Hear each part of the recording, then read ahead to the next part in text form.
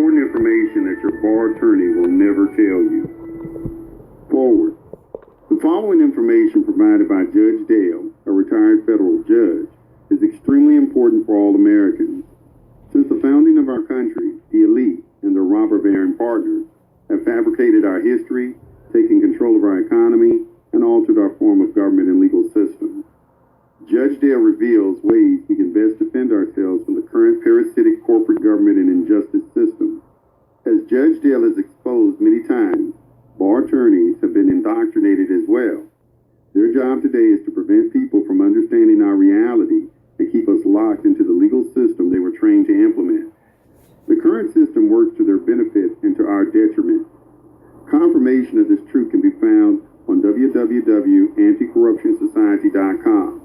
Former World Bank attorney exposes the bankers and the bar. The government and our courts are playing chess while telling the people the game is checkers. If we the people wish to restore our inalienable birthright, we need to learn a little chess. Al Whitney, editor, anticorruptionsociety.com. I didn't plan on writing a part 5, but given the global movement in play to collapse the fiat financial dominance historically created and controlled by the Vatican, European royal and elite, plus the retaliatory efforts by the United States corporation to recoup their control of America, I felt a need to point out the flaws in their corporate process. You probably identify with the corporate process as a legal process, but it really isn't about what is legal or lawful, because all process is about the enforcement of contracts or the imposition and enforcement of corporate regulations called statutes. The best advice you will ever receive is to avoid their courts whenever possible. There is no justice to be found in those courts unless you are a member of the Vatican, the royal or elite, or have purchased diplomatic immunity. The court. The only constitutional court in America is the International Court of Trade, which was created because no foreign nation government would trade with the corporate United States until they provided a way for those foreign nations to enforce their trade agreements with America. Note, historically, the World Court was created to provide nations with a venue to enforce their trade agreements, but the corporate United States refused the court's invitation to participate because they were denied control over the court. All of the other American courts are pseudo-courts or fictions and simply are corporate administrative offices designed to resemble courts, and all of their judges are simply executive administrators designed to resemble judges. The purpose of these pseudo-corporate courts are only to settle contract disputes, and since George Washington's government was military in structure, if either party refuses to participate, these courts cannot become involved and the dispute is dead in the water. My use of the term dead in the water is not a canard, because those pseudo-courts are unconstitutional courts of admiralty, the international law of the sea. The Washington Monument was completed in 1884 as a tribute to George Washington and his military government, which is actually a sea-level obelisk that infers that all of America is underwater, and thus subject to the laws of admiralty as opposed or contrary to the intended constitutional civilian government under common law. The pseudo-judges of these pseudo-courts have no powers without the consent of both the plaintiff and the defendant. And, in every case, the judge must determine that he has consent, personam and subject matter jurisdiction, before he can act or access the cesticate trust. Note, all tradable securities must be assigned a CUSIP number before it can be offered to investors.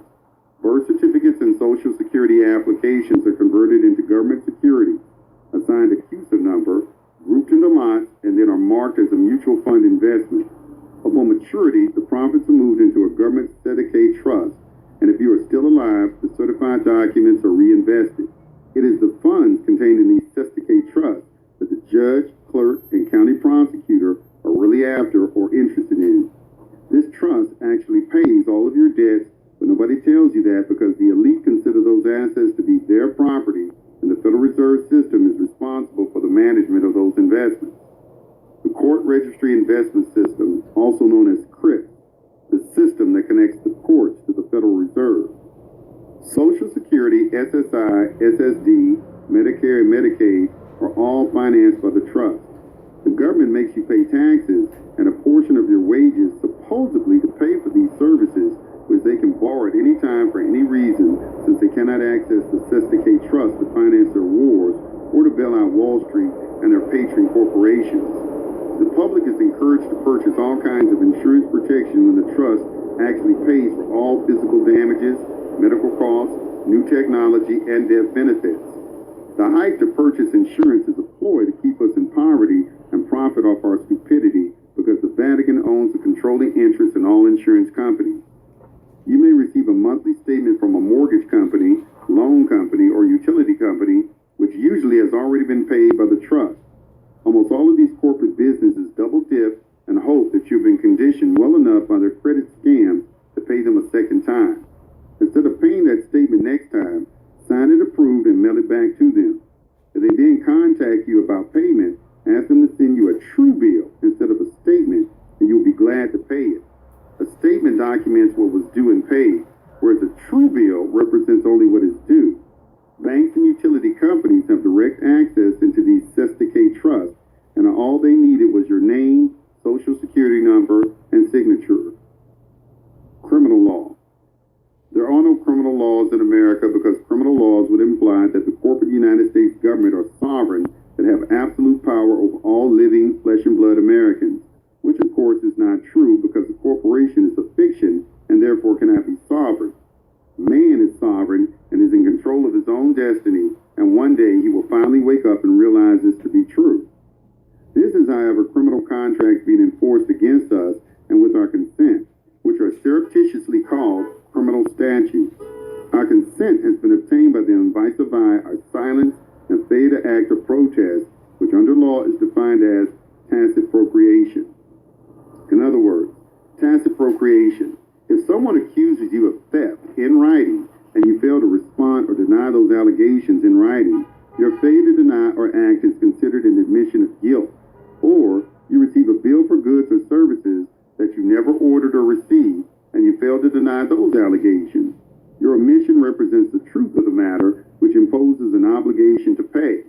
Collection companies frequently use tacit procreation to establish indebtedness to them on a discharged debt they had purchased from some corporate business.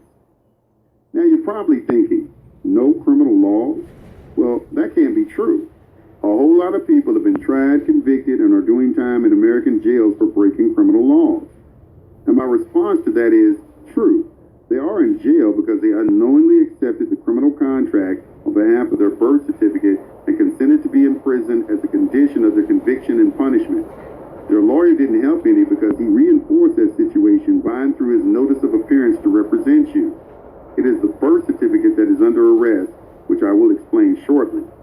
Note, criminal contracts are graded according to the severity of the crime alleged, and that grading is identified as either summary, misdemeanor, felony, or capital offenses.